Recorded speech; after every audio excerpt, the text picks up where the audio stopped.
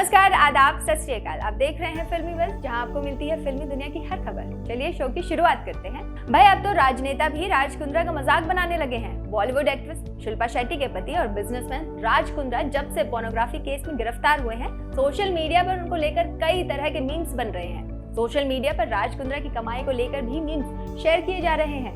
Twitter, Facebook, Instagram, हर जगह pornography case में गिरफ्तार होने के बाद राज कुंद्रा एक मजाक का पात्र बन गए हैं। राज कुंद्रा की वजह से शिल्पा शेट्टी को भी काफी कुछ सुनना पड़ रहा है।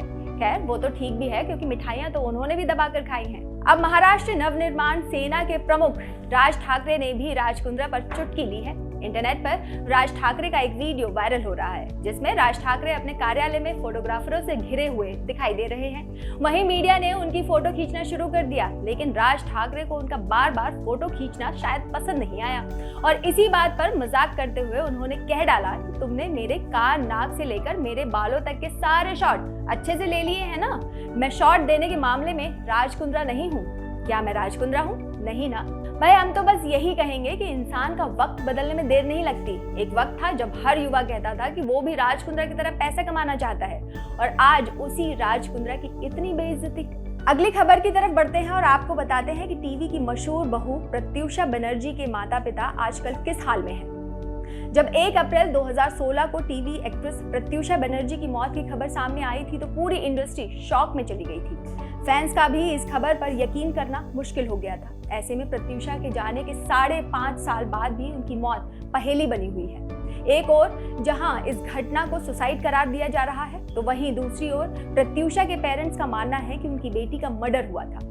इसी पहेली को सुलझाने में प्रत्यूषा के पिता शंकर बनर्जी और मां सोमा बनर्जी ने अपना सब कुछ गवा दिया। जब मीडिया ने उनसे संपर्क किया, तो पहले उनका यही जवाब था कि हमारा तो सब कुछ लुट गया है, हम किस बारे में बात करें। काफी रिक्वेस्ट करने के बाद प्रत्यूषा के पिता शंकर बनर्जी ने मीडिया से बात की और उन्होंने कहा कि इस हादसे के बाद ऐसा लगता है मानो कोई भयंकर तूफान आया हो और हमारा सब कुछ लेकर चला गया हो। हमारे पास 1 रुपया नहीं बचा। केस लड़ते लड़ते हमने अपना सब कुछ गवा दिया। शंकर कहते हैं, प्रत्यूषा के अलावा हमारा कोई सहारा नहीं था। उसी ने हमें अर्श तक पहुंचाया और उसके जाने के बाद हम फर्श पर लौट आए हैं। हमारी जिंदगी जैसे तैसे कट रही है। हम लोग अब एक कमरे में गुजारा कर रहे हैं। इस केस ने हमारा सब कुछ छीन लिया। कई बार कर्ज तक लेने की नौबत आ गई थी। शंकर आगे बताते हैं कि इन दिनों प्रत्यूषा की मां चाइल्ड केयर सेंटर में काम कर रही हैं। वहीं मैं कुछ कहानियां लिखता रहा हूं ताकि कोई बात बन जाए। पैसे की कमी है, लेकिन हमने हिम्मत नहीं हारी। मैं प्रत्यूषा के हक के लिए मरते दम तक लड़ूंगा। प्रत्यूषा की जीत ही हमारी आखिरी उम्मीद है और मुझे यकीन है कि हम एक दिन जरूर जीतेंगे। अब हम इस बारे में क्या कहें? No comments. आगे बढ़ते हैं और ये खबर सुनकर संजू बाबा के फैंस खुश हो जाएंगे।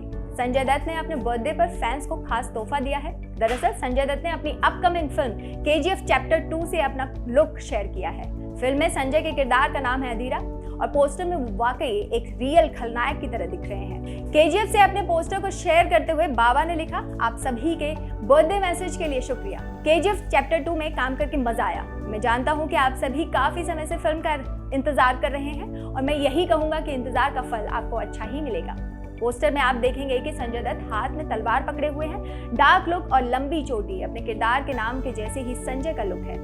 फिल्म में यश लीड रोल में है। उन्होंने पहले पार्ट में भी सबका दिल जीता था। यश और संजय के अलावा रवीना टंडन भी फिल्म का हिस्सा है। आगे बढ़ते हैं और आपको बताते हैं कि आखिर कैसे उद्धव ठाकरे के ऑपरेशन क्लीन का शिकार हुए राज कुंद्रा और शिल्पा शेट्टी। 4 फरवरी 2021 को पोर्नोग्राफी मामले में पहली शिकायत हो जाने के बाद आखिर पुलिस ने राज कुंद्रा और उनके साथियों को गिरफ्तार करने में इतना वक्त क्यों लगा दिया? राज कुंद्रा इस साल फरवरी में ही अपने ऐप को लेकर सुर्खियों में आ गए थे और मलाड में पुलिस की रेड पड़ने के बावजूद भी उन्होंने बॉलीफेम नाम का एक नया OTT लॉन्च कर दिया। इस OTT पर कंटेंट की रेटिंग सेक्सुअल थीम बताई गई थी। इस प्लेटफॉर्म के लिए सिंगर पलक मुच्छल के भाई पलाश मुच्छल ने एक वेब सीरीज में भी काम किया, जिसमें एक ऑटो में लगे हिडन कैमरा के जरिए सवारियों की हरकतें शूट की जा रही थी। ये वेब सीरीज भी मुंबई प्रशासन के लिए खुली चुनौती की तरह थी, जिसके खिलाफ शिकायत भी हुई थी। दरअसल सुशांत सिंह राजपूत की मृत्यु के बाद बॉलीवुड ड्रग रैकेट का भी पर्दाफाश हुआ था। खबरों के मुताबिक मुंबई के मुख्यमंत्री उद्धव ठाकरे ने मुंबई पुलिस कमिश्नर के पद पर तैनाती के वक्त ही IPS हेमंत नागराले को क्लियर कर दिया था कि अब फिल्म इंडस्ट्री की सफाई का टाइम आ गया है। हेमंत नागराले ने ड्यूटी संभालते ही film industry, web series, TV series के अलावा ओशिवारा, गोरेगांव, मलाड, मड आइलैंड और मालवडी जैसे इलाकों में होने वाली उन शूटिंगों के बारे में जानकारी इकट्ठी करनी शुरू कर दी थी।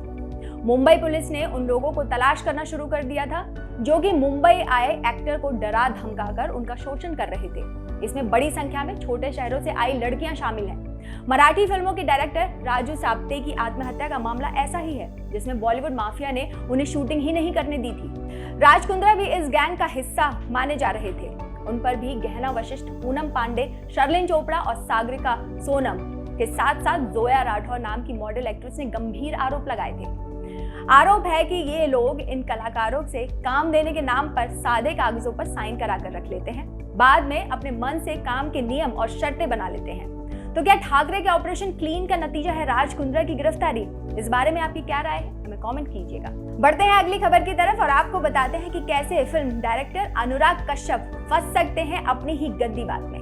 फिल्म मेकर अनुराग कश्यप 2020 में आई शॉर्ट फिल्म घोस्ट स्टोरीज को लेकर मुश्किलों में फंस गए हैं। नेटफ्लिक्स पर रिलीज हुई इस फिल्म में 4 कहानियां दिखाई गई थी, जिसमें से एक कहानी को अनुराग कश्यप ने डायरेक्ट किया था।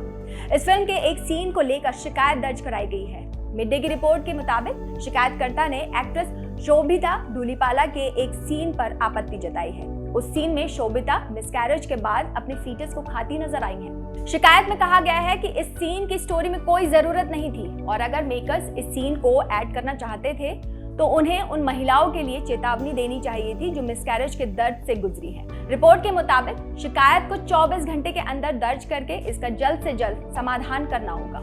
नेटफ्लिक्स इंडिया के स्पोक्स पर्सन ने कहा है कि क्योंकि ये प्रोडक्शन पार्टनरशिप में था, हमने प्रोडक्शन कंपनी से बात की है और उन्हें शिकायत के बारे में बता दिया है। अब बात करते हैं शिल्पा शेट्टी कुंद्रा के बारे में। मुंबई क्राइम ब्रांच ने 19 जुलाई को शिल्पा शेट्टी के पति राज कुंद्रा को पॉर्न वीडियो केस में गिरफ्तार कर लिया। इसके बाद पुलिस ने इस कपल के घर पर तलाशी ली थी और शिल्पा शेट्टी से भी पूछताछ की थी। वहीं अब सवाल ये है कि क्या राज कुंद्रा की वजह से हो रही फजीहत से शिल्पा शेट्टी की ब्रांड वैल्यू पर कोई असर पड़ेगा? पिंकविला वेबसाइट इसे लेकर कई ट्रेंड एनालिस्ट से बातचीत कर रही है। शिल्पा की ब्रांड वैल्यू पर फिल्म प्रोडक्शन और बिजनेस एक्सपर्ट गिरीश जौहर बताते हैं कि हाँ, मौजूदा हालात को देखें तो उनकी ब्रांड वैल्यू पर असर पड़ना लाजमी है। ब्रांड बेहद स्ट्रिक्ट एंडोर्समेंट पॉलिसी पर चलते हैं। वो इसका खास ख्याल रखते हैं कि वो किस तरह के इमेज वाली सेलिब्रिटी के साथ काम करना चाहते हैं। इसके लिए सख्त प्रोटोकॉल फॉलो किए जाते हैं। हालांकि कुछ ऐसे ब्रांड्स भी हैं जो बने रहेंगे और हालात पर नजर रखेंगे कि स्थिति कैसी रहती है। वहीं ट्रेंड एनालिस्ट अतुल मोहन की माने तो इन मौजूदा हालातों का असर शिल्पा पर पड़ेगा। ब्रांड इमेज को लेकर काफी सेंसिटिव रहते हैं और विवादों में घिरे लोगों से दूरी बनाकर रखते हैं। शॉर्ट टर्म के लिए तो इसका असर पड़ना ही है। लॉन्ग टर्म को लेकर क्या असर पड़ेगा इसका पता हालात के साथ चलेगा। अब तेरा क्या होगा शिल्पा? मकान दुकान के साथ अब रोजी रोटी भी छीन ली कुंद्रा सरनेम ने। अंत की खबर शिल्पा शेट्टी की मां सुनंदा शेट्टी से जुड़ी हुई है, क्योंकि उन्होंने पुलिस में धोखाधड़ी की शिकायत दर्ज की है। लेकिन इस मामले का राज कुंद्रा या शिल्पा शेट्टी से कोई कनेक्शन नहीं है। शिल्पा की मां सुनंदा ने ये कंप्लेन जमीन में धोखाधड़ी को लेकर दर्ज कराई है। सुनंदा ने पुलिस को बताया है कि उन्होंने 2019 से फरवरी 2020 के बीच सुधाकर धारे से जमीन का सौदा किया था। उस समय वो जमीन उसकी है ऐसा बताकर उस जमीन को फर्जी दस्तावेज के सहारे सुनंदा को 1 करोड़ 60 लाख में बेच दिया गया था।